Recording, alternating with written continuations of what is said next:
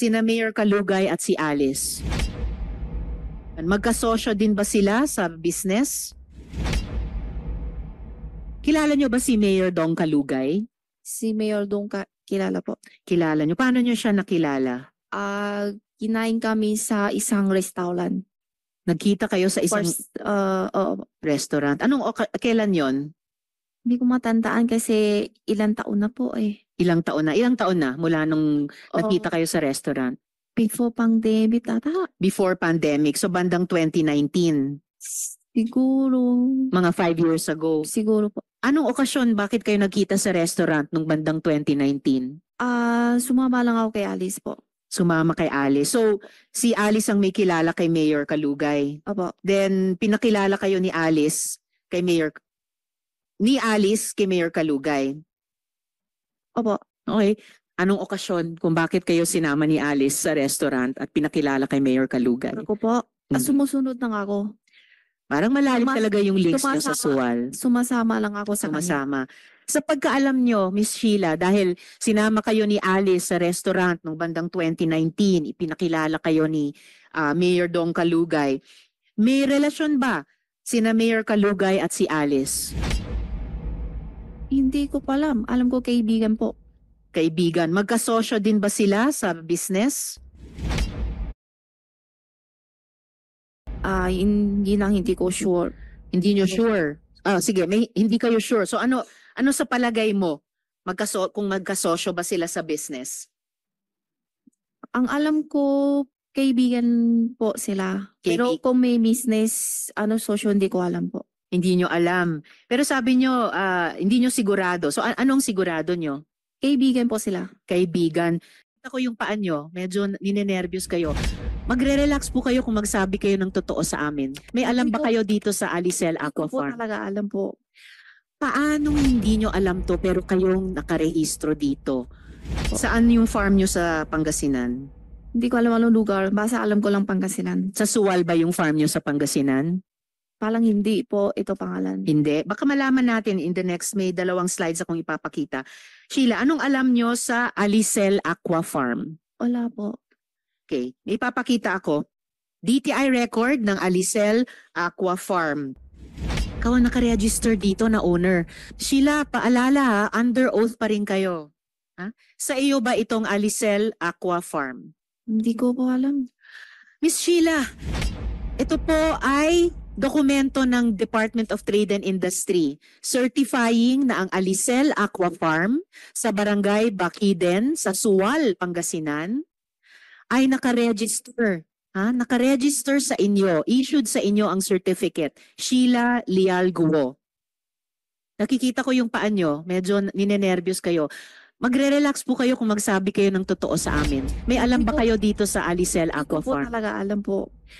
Paano hindi nyo alam to pero kayong nakarehistro dito sa in-issue ng DTI na Certificate of Business Name Registration? Baka ginamit ng ang pangalan ko po. Ginamit ang pangalan mo?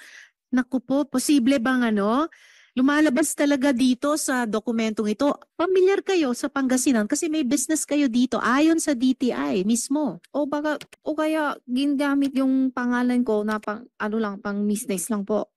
Na hindi ko alam. So alam nyo itong business na ito? Itong Alicel Aqua Farm? Hindi ko po alam. Pero alam nyo na ginamit yung pangalan nyo sa business na ito? Siguro. Siguro. Siguro or alam nyo na ginamit ang pangalan nyo sa business na ito? Siguro kasi hindi ko... Siguro. Kumusta po mga ka-viral? Welcome back sa aking YouTube channel. Lagot na ang di umano'y boyfriend ng dismissed Mayor Alice Guo na si Mayor Dong Kalugay ng Suwal, Pangasinan dahil ikinanta na siya ni Sheila Guo na meron umano silang koneksyon na negosyo si Alice Guo at si Kalugay. Matatanda ang naging kontrobersyal ang pangalan ni Kalugay pagkatapos di umano'y nag-invest din si Kalugay ng malaking pera sa Pogo dahil kay Alice Guo.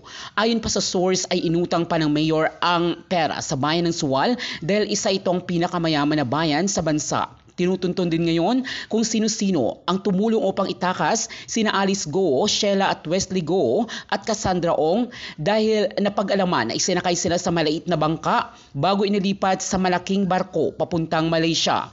Inamin din ni Sheila Guo sa pagdinig na merong relasyon ang kapatid nito ng dismissed mayor ng Bamban Tarlac na si Alice Go at si Kalugay. Maghaharap na at malalantad na ang mga kasabwat sa pagtakas nila dahil haharap na si Kalugay at si Alice Go sa susunod na Senate hearing. Narito ang isiniwalat ni Sheila Go kaugnay sa koneksyon ni Alice Go kay Kalugay at kung paano sila nakatakas sa bansa noong nakaraang buwan, kung saan dumaan sila sa Malaysia papuntang Singapore at tumuloy sa Indonesia at doon na sila naharang ng mga Indonesian authority. Yung komplikadong rutang iyon na kwento mo sa amin nung unang hearing. Or sasabihin mo, aaminin mo na kwento-kwento lang yan. At sasabihin mo ba sa amin ano yung totoong paraan na lumabas kayo sa bansa. At huwag niyong kalimutan, Miss Sheila, itatanong na rin namin ito kay Alice sa Lunes. Opo. Totoo po. Totoo lahat ng kwento mo sa amin Opo. noon? Sabihin mo na dito sa amin dahil pwede ka talaga mahuli kung nagsisinungaling ka pa rin. Anong sinakyan niyo nung bumaba kayo mula sa van? Ano po? Galing sa Bamban, sumakay kayo ng van ng ilang oras hanggang hating gabi pagkatapos ng hapunan. Pagbaba niyo sa van, saan kayo sumakay? Sa isang pier. Sa isang? Isang pier ata. Matidim kasi gabi na po. Sa isang pier. Saang pier kayo sumakay? At hindi ako maniniwala na hindi niyo maalala yung basic details ito. Hindi ko talaga alam yung lugar Saang po. pier yan? Sa Jumalig ba yan? Sa Quezon? Sa Hindi ko- Batangas ba? hindi Sa ko Zambales alam tulad po ng eh. tinatanong ni Sen JB? Sa Palawan? Saan? Ang alam ko kasi pagpuntang dumaan kami sa Manitawag ng toll gate papunta Skyway. Dumaan kayo saan? Sa toll gate na Manitawag. Balintawak? Pagpuntang Skyway. Papuntang Pasig Skyway. Tapos, Diretso na yun. Hindi ko alam kung saan na yun. Yung So, lugar na yan. southbound. Siguro, Mula hindi ko Tarlac, sure. dumaan Hindi kayo ko sa sure. Bulacan. So, pa-south. So, papuntang Batangas, southern Luzon. Hindi ko alam kung saan o saan. Basta alam ko Akit Skyway. So, pero malamang, kung galing ng Tarlac, dumaan ng Bulacan, pababa. Hindi naman magto-trouble bumaba ng Bulacan, U-turn, pa-norte na naman. So, Ay, pa-south hindi ko- kayo. Hindi ko alam. Hindi, alam na namin yon. Yung buong fishing, yung malaking fishing boat, sabi mo, 4 na araw ang biyahe nyo doon. Na mahirap paniwalaan sa panahong maalon ngayon. Oo. Tapos yung baba nyo, sabi mo, sa Chinese ay Siemben na. Do you still swear that under oath, Miss Sheila? Ano po? Nanunumpa ka pa rin ba na pagkatapos ng ilang araw ng biyahe sa dagat na sinasabi mo, sa Siemben na kayo bumaba?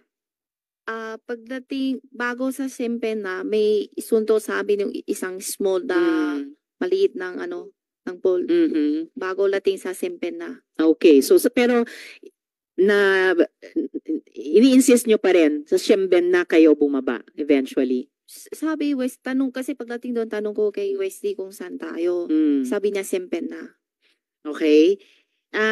Maaari mo bang i-describe sa amin yung itsura ng Siemben na yan? Hindi ko masyado kasi beach yata yun.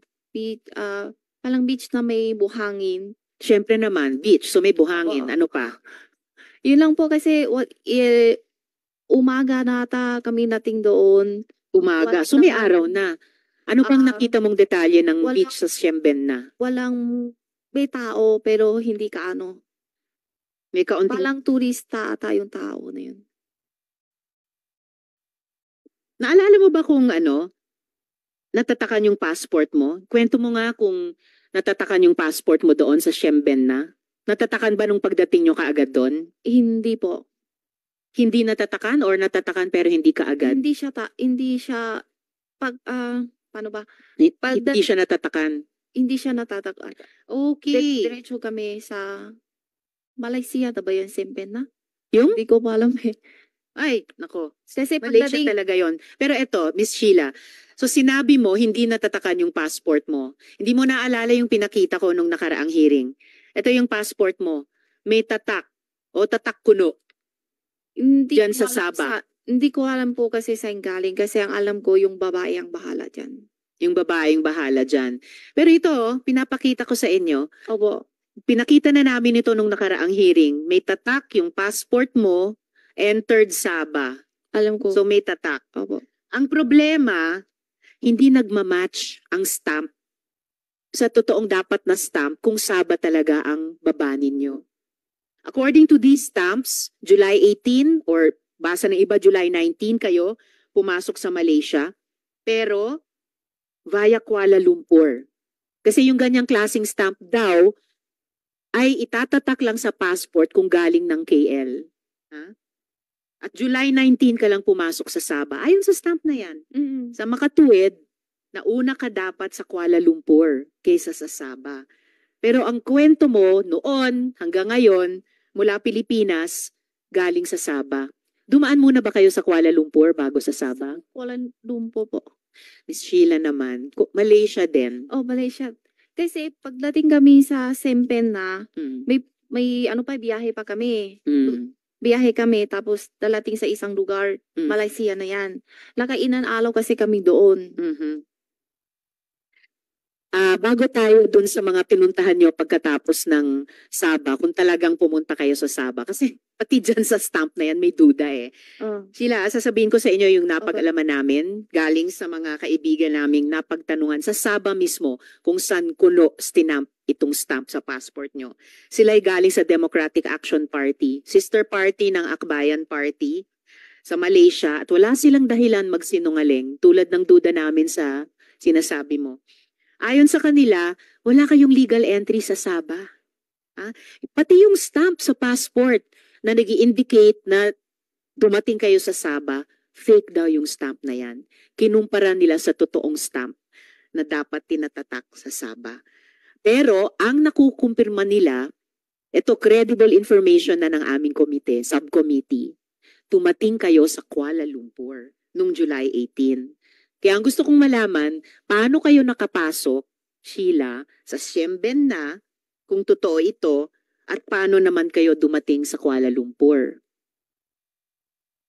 Yung tatag lang yung passport na yun, hindi ko alam. Basta, pagdating kami sa Sempen na, may biyahe kami sa isang lugar. Bago yun. Bago yun, Miss Sheila. Bago yung pagkatapos ng Siemben na. Wala. Bago ng Siemben na, kung ayaw mo talagang sabihin na dumaan kayo sa Kuala Lumpur, Wala po. dumaan ba kayo sa Bali, Indonesia, bago itong Siemben na? Bago Yun na itong hindi ko Sabah? po alam. Basta yun na ang yung biyahe ko. Hindi mo rin alam kung dumaan kayo ng Bali, Indonesia. Wala. Hindi kami Wala. Ganito. Kasi panay kwentong barko ang pinag-uusapan natin. Sumakay ba kayo ng eroplano? Hindi po. Ever? Sa buong biyahe ninyo? Hindi po. Mula Pilipinas hanggang Malaysia, hanggang Wala Singapore, po. hanggang Singapore Indonesia. Singapore ang mayroong eroplano. Malaysia to Singapore. Malaysia to Singapore. Buti na lang inamin mo na nag-eroplano kayo mula Malaysia, Singapore. Dahil imposible talagang hindi kayo sumakay ng eroplano. Opo. Kasi ang stamp ng passport mo, entry stamp to Kuala Lumpur via Kuala Lumpur International Airport. Naalala mo bang dumaan kayo sa isang Malaysian airport bago Meron. sa Sabah? Meron. Malaysian airport. Bago Siemben na.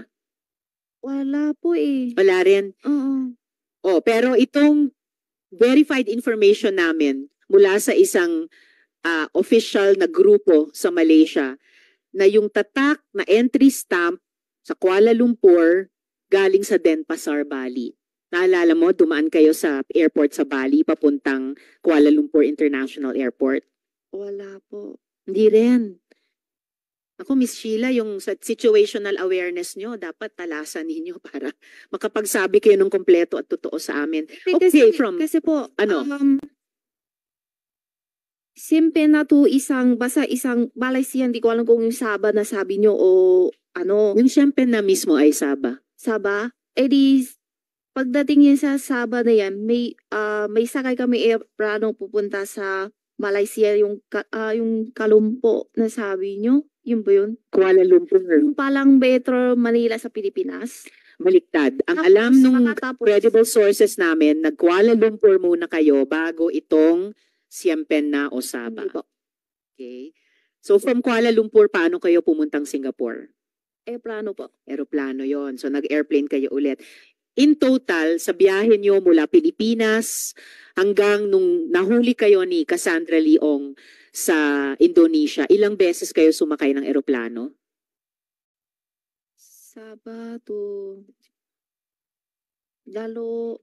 Dalawa? Dalawa. Sabah hanggang Singapore Hindi. or Malaysia Sabah- hanggang Singapore. Sabah, Malaysia at Singapore 2 beses po.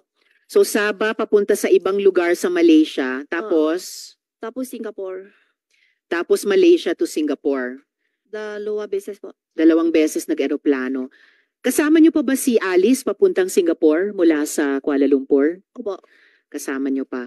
So, eto pa isang gumugulo sa isip ko, Miss Sheila, ha? Ayon sa mga contacts namin sa Malaysia, kayo at si Wesley ay umalis sa Kuala Lumpur noong July 21, 2024. Bali malinaw na July 18 to July 21, nandun kayo sa Malaysia. Legally, gamit itong Philippine passport nyo. Pero si Alice ay dumating sa Kuala Lumpur, or at least dumating yung passport ni Alice sa Kuala Lumpur, pero wala siyang exit record. Di tulad nyo, alam namin kung paano umalis ng Malaysia papuntang Singapore. So, alam din namin na si Alice ginamit ang Philippine passport niya sa Batam, Indonesia, kung saan kayo nahuli ni Cassandra. Alam din namin na hindi nire-renew ni Alice o ni Go Huaping yung kanyang Chinese passport. So, ang tanong din namin, na hindi ko itatanong sa iyo, pero baka itanong ko rin sa iyo, paanong wala siyang record sa Malaysia? Alam mo ba? Hindi po. Kasi sama naman kami.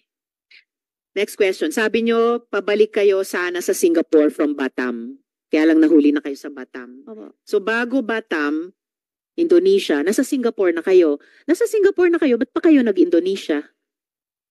Kasi sabi ni Wesley, Mm. gusto daw siya pasyal sa iba lugar. Mhm. Hindi Yun, pa ba kaya- sapat yung pasyal sa Kaya napunta na siya Singapore? sa Indonesia. Mhm. Oh, sabi ni Sen Joel last time, ang gustong pagpasyalan ni Wesley ay sa Singapore. Sinabi mo last Okay, po sa- one related sa question from Sen Joel. I just wanted to put on record, Madam Chair, I don't even need to ask questions because I will wait for my turn. It's just that last hearing, Madam Chair, Miss Sheila Go made mention about it. I distinctly remember it. I'm sure the committee secretariat would bail me out. Ang sabi mo, Sheila, ang sabi ni Wesley, bored siya doon sa pinanggalingan niyo, kaya kayo nagpuntang Singapore. Yun ang sinabi mo last. Ms. Sheila, wag Next niyong na po. interruptin ang senador, no? And Sorry wait po, to be sorry po. acknowledged. Pwede mong sabihin ngayon na maaari kang nagkamali. Pero ang narinig namin lahat, kaya ka pupunta ng Singapore dahil bored si Ay, Wesley. sorry po, baka mali lang ako ninig talaga kasi So ano yung sa totoo? Indonesia kasi ang naalam ko yung tanong So niyo po. Sheila, again, na-board sa Singapore, pumunta ng Indonesia. Kahit medyo naguguluhan kami doon. Hindi kasi Sa nakailan, Singapore ka na eh. so po, Tapos gusto mong mapunta sa Indonesia. kasi nakailan days na po kami sa Singapore. Okay, kaya na-board. Oh, hindi. Meron din po.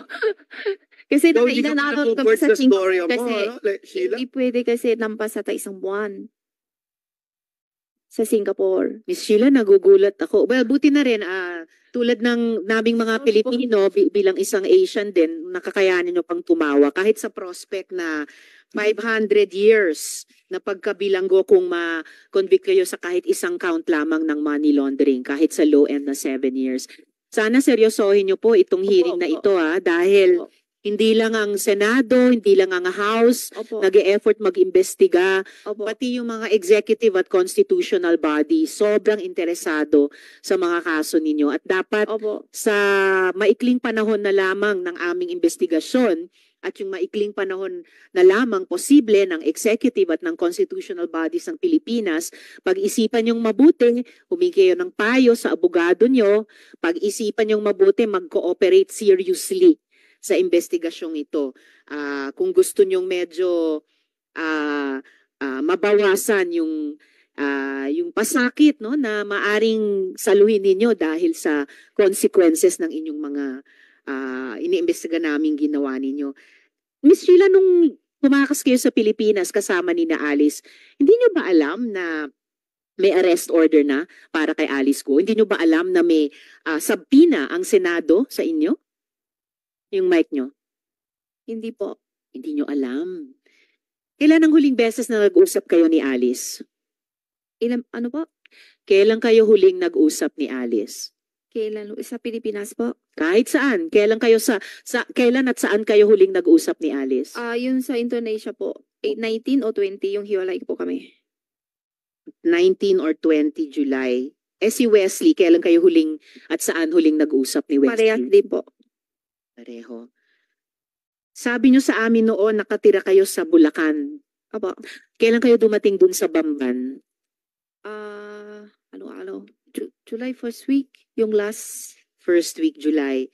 Nung sinabi ni Alice na aalis kayo, di ba kayo nagtanong saan kayo pupunta at sinong kasama nyo? Hindi po. Sabi na 3 daw lang po kami. Sinong tatlo? Ako, Wesley, tsaka si Alice po. Okay. Hindi mo ba naisip na may connection yung pag-alis ninyo dun sa paghahanap sa inyo ng mga otoridad?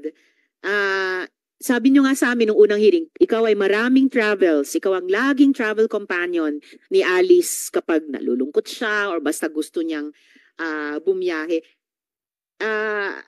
Siguro alam nyo naman na hindi karaniwang proseso yung dinadaanan nyo paglipat-lipat sa iba't ibang bansa. Hindi yon basta labas-masok lang. No? Alam nyo mali o iba sa ginagawa ninyo.